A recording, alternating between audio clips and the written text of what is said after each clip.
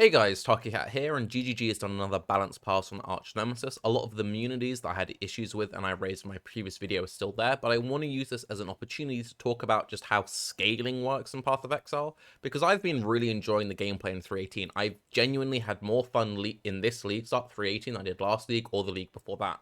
I enjoy hard gameplay. With that in mind, though, I have tens of thousands of hours.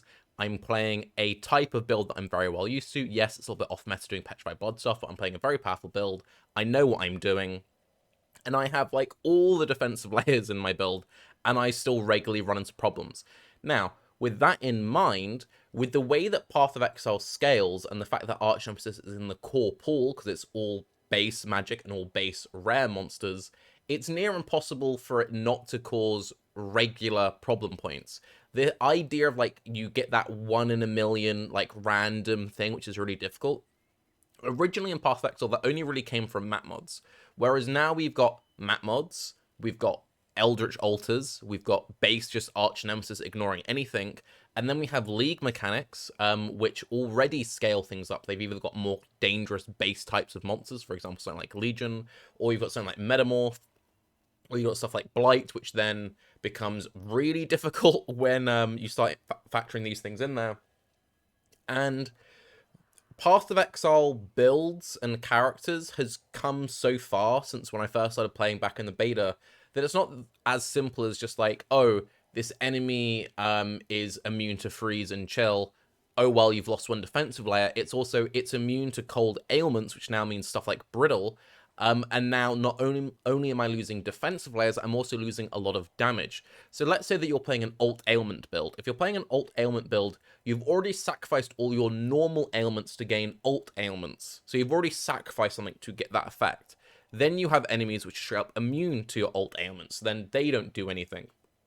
In my case, I gain damage based on my chill effect scaling because I use bone chill. I'm not running hypothermia, thankfully. In which case I could be losing potentially like up to 2 support gems in like cold damage over time builds. But I gain damage based on afflicting ailments on enemies because I'm a saboteur. So when I go against something which is immune to cold ailments, I lose freeze, which is a major defensive layer. I lose my 30% effective chill, which is a major defensive layer. I gain my bone chill damage scaling. I lose my unbound ailment damage scaling. I lose the bonus damage from Saboteur Ascendancy, and then I lose any other, like if I had like Incursion Gloves or anything, flat damage against chilled enemies. You get the points, right?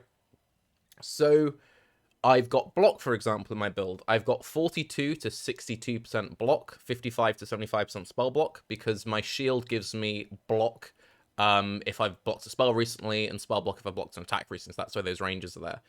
It's quite regular that you'll go into situations where your block gets messed with, either through map mods or like altars or whatever. I've got spell suppression, only 46%. I will eventually cap that. Very regular that you run into encounters which either lowers your percent spell suppression or lowers the effectiveness of your spell suppression. I have 15k base evasion, which is important for obviously just evading incoming damage, and it comes in later with Ghost Dance and stuff. The original implementation of Infinite Hunger just straight up had a debuff, lose 400 flat evasion and armor. I know they've changed that now to a percentage, but the reason why I mention it is while I think Path of Exile is getting better with each patch, and again, I'm having a lot of fun this league, we're routinely running into like the same kind of design decisions league after league. So last league, we saw the implementation of a mechanic which bricked Ghost Dance and Divine Shield as defensive layers. It was like, this is not good. We don't want this. And it was established eventually that, okay, hard bricking people's build isn't good. We're going to turn that from a flat debuff to a percent debuff. So it's still scary, it's still interesting, but it's not hard bricking builds. And then we go into this league and we're seeing a bunch of modifiers come in which are just hard bricking certain builds. I've got Saboteur Blind, which obviously makes my evasion more effective, but also I gain 15% damage reduction when I blind enemies. When enemies are immune to blind, which is something which happens, I lose that damage reduction. There are a bunch of items which give you damage based on against blinded enemies. There's the Maraketh Jewel and stuff like that. So it's like if I encounter an enemy which is immune to blind, not only am I losing defense, you're also potentially losing a bunch of offense. I'm a Petrified Blood build, so I cut my life in half, so I run around with only 2.5k life unreserved, but I've got, 1 to 1.3k life regen and 15% of damage recouped as life. But then I'll regularly run either map mods, which are messing with the effectiveness of my life regeneration. There are now Arch Nemesis mods, which mess around with the effectiveness of my life regeneration. Previously, I would be like, well, I can run like 60% reduced recovery, that's fine. But then when I go into that map, who knows what I'm going to be running into? Am I going to be going into that and then go against a random debuff, which lowers my regen? Is it going to be like altars messing with my regen? Altars, I don't mind that much because that's something that I choose, but still you kind of get the point. I've got Ghost Dance, which gives me flat energy shield from a percentage of my evasion when I get hit. Okay, fine. Divine Shield. Percentage of physical damage I mitigate, I gain as ES, anything which messes with my physical damage mitigation. Not only am I being punished by taking more physical damage, I then regen less energy shield. Damage of enemies hitting you is unlucky, I get from my Lori's Lantern. I'm not sure if there's something which like makes damage lucky. Probably that sounds like something which would be on like an expedition box. But as far as I'm aware, that's safe. I've got a little bit of max res, +2 fire, +1 lightning. That gets messed around with through penetration or just stacked up like lowered player resistances through loads of stacked up curse stuff. So I now need to eventually get full curse immunity in this build. I've got 10k armor baseline without flasks, which isn't loads. With flasks, it goes up to, I think, like 18k. I need to get that a bit higher. But still, that's a decent chunk of armor, which is good for my Divine Shield, and it's great for my Molten Shell. Anything which messes with my armor not only makes me take more damage because my armor is less effective, but then it makes me have less regen from Divine Shield, and it makes my Molten Shell less effective. I know this is exhaustive, but my point being is the game is complicated now. Like, they're just disabling or turning off one player stat has all these ramifications, so that's why I'm going through this so exhaustively. Likewise, endurance charges, anything that messes with my fizz mitigation, messes with other things. And then I've got immune to shock, immune to ignite, immune to freeze, and immune to poison. Right. Immune to ignite doesn't mean that I'm immune to all sources of fire damage over time, so there's still lots of fire damage over time I need to be incredibly scared of. Either ground degens or certain enemies have fire degens.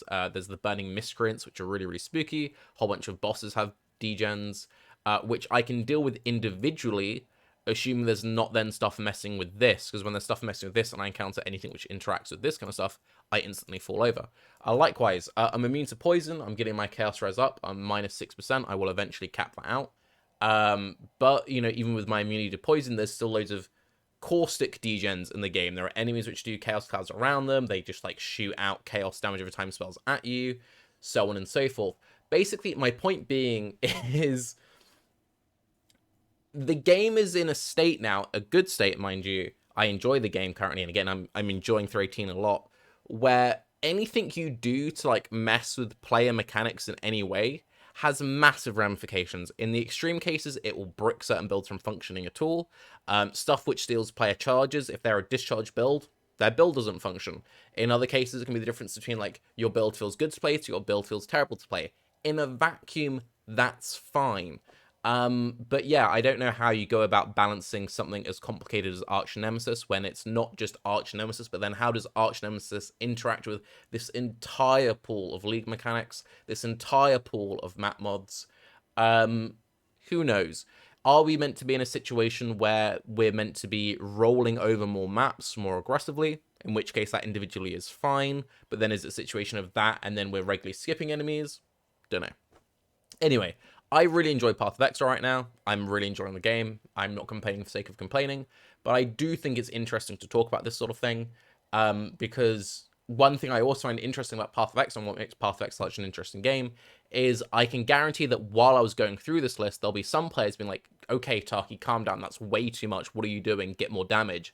And there'll be other people looking at this like, dude, that's not even that tanky. Like, what are you talking about? That's nothing. Like, these are baby numbers. Get those numbers up. This is a trash build. And when there's such a massive, like, variance in player skill, player defense, player offense, how quickly they move, how slowly they move, how many movement skills they have access to for getting around stuff like grasping vines, How do you balance stuff like this? I don't know. I do know that I don't like immunities. I don't think immunities are fun. And yeah, less immunities, please, GGG. How are you guys feeling about Arch Nemesis after the changes? I'm Tarky. Let me know about your builds. I am curious to know what layers you guys have in your builds. have a good day. Bye-bye.